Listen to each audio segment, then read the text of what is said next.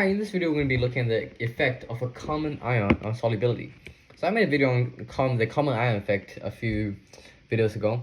And so let's take a look at an example, right? CuI solid forming Cu plus I minus. So let's say we have this in a potassium iodide solution. Potassium iodide is Ki. So we're adding this into a potassium iodide solution. What will the presence of this Ki affect the solubility? So now Ki will form K plus and I minus. KOH is a strong conjugate base, so K is going to be a weak conjugate acid. KOH is a strong base, which means K plus a weak conjugate acid. So it'll just be producing I minus. Since it's producing I minus, we're going to increase our concentration of I minus, which will shift our equation the other way. The equation will shift left to remove some of the additional I minus that we just added, and it will decrease the solubility of CuI. So when we calculate the solubility of a salt in the presence of a common ion, this I minus is a common ion. The only difference is that the initial concentration of the common ion will no longer be 0. So let's take a look at an example. So it says, what is the molar solubility of PbCl2 in 0.50 molar NaCl solution? So a common ion here is going to be Cl. Alright, step 1, we need to write the equilibrium expression for our PbCl2. Cl2, it will form Pb2 plus 2Cl minus because of 2 of Cl. So this will be Ksp is equal to Pb2 plus times Cl minus squared. Now, step 2, a certain amount of lead 2 chloride will dissociate in the solution. And 1 unit of PbCl2 yields 1 Pb2 plus ion, and at equilibrium, that's S. So this will be, let's create a rice chart, right? Rice chart. PbCl2 forming Pb2 plus 2Cl minus. This is going to be 0.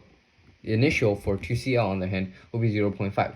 So this is what I meant by the only change will be the initial. So now we have a 0.50 of Cl because Na is going to be a spectrum. So it's going to be 0.5 Cl. It's going to be plus 1S. It's going to be plus 2S. So it'll be S and 2S. No, this is going to be 0.5 plus 2S. Now, our equation will be Ksp is equal to S times 0.5 plus 2S squared. What is Ksp for PbCl2? Well, this is given as 2.4 times 10 to the negative 4th power. Now let's assume that 0.50 is greater than the 2S. Now because the Ksp is so small, we can delete this like what we do to other rice charts. So this is basically S times 0.5 squared. So now if we grab our calculator and do 2.4 e to the negative 4th divided by 0.5 squared, and then that will be S. S is equal to 9.6 times 10 to the negative 4th, and our solubility will be moles per liters. Now the molar solubility for PbCl2 in water is going to be 3.9 times 10 to the negative 2nd. So let's compare that to this. 3.9 times 10 to the negative 2nd power is way greater than 9.6 times 10 to the negative 4th power. And this shows that with our common ion present, our solubility decreased. Okay, let's do an extra practice real quick. So it says, what is the molar solubility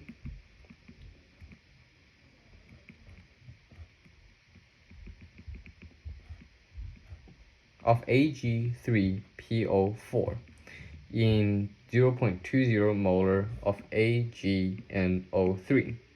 And told you the Ksp for Ag3PO4 is going to be equal to 1.8 times 10 to the negative 18th power. Now the molar solubility of, now I also told you that the molar solubility of Ag3 in water is 1.6 times 10 to the negative 5th moles per liter in water. Alright, this in water, and we'll be comparing to this in the end. So now I answer, we first make a rice chart of our dissociation of AgNO3. So you'll be AgPO4, sorry. 3Ag plus PO, no, sorry. Our original acid is going to be Ag3PO4 forming 3Ag plus PO4 3 minus. Now, initial is going to, this we're going to process up because it's solid. Initial for Ag is 0. Oh wait, no, initial for PO4 is 0. This NO3 is a strong acid, so this is going to be NO3 minus the weak conjugate base, so it's going to be removed, and our concentration of Ag is going to be 0.2. So instead of writing 0 here, we're going to write 0.2. Then plus 3s and then plus s. It's going to be 0.2 plus 3s. It's going to be s. So KSP is equal to the concentration of Ag plus cubed times the concentration of PO4 3 minus, and this will be 0.2 plus 3s cubed times s. And since our KSP, which is 1.8 times 10 to the negative 18th power, is so small, this 3s is going to be removed. So this is going to be 0.2 cubed times s. So we're going to do 1.8 e to the negative 18th power divided by 0.2 squared. That gives us our s.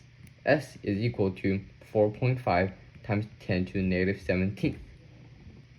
Oh, sorry. This is supposed to be a 3 over here. This is going to be cubed. So our answer is actually going to be 1.8 e to the negative 18th divided by 0.2 cubed, because we have 3 moles of Ag instead of 2. So if we divide that by cubed, this is s.